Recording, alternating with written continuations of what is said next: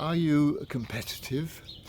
A lot of the most popular television shows include some kind of competition, and one of the most popular is MasterChef, which aired for the first time on this day in 1990.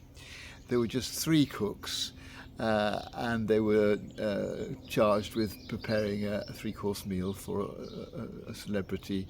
Much the same kind of format as happens in some of the shows today.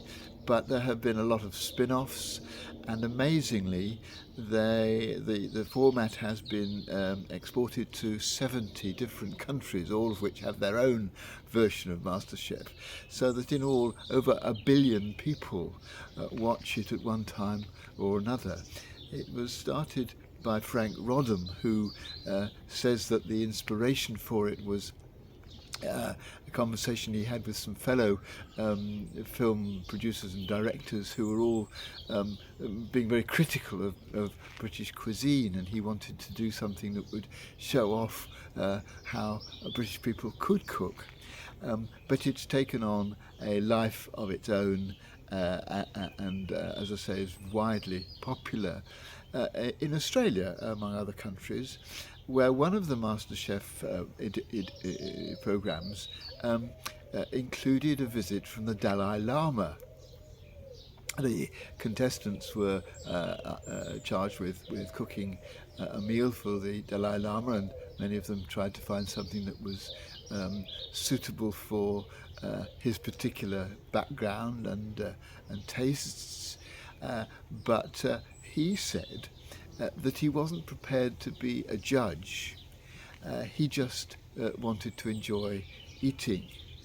And it made me think, I mean, this wasn't just a sort of preference, it was a matter of principle that he didn't want to encourage competitiveness where one person won and another person lost. And indeed, he shows the way in which he reacts to those who come at the bottom of the pile when people do lose, because he showed great comfort to one of the contestants on that day who completely botched up their recipe, and he went and held her hand and encouraged her.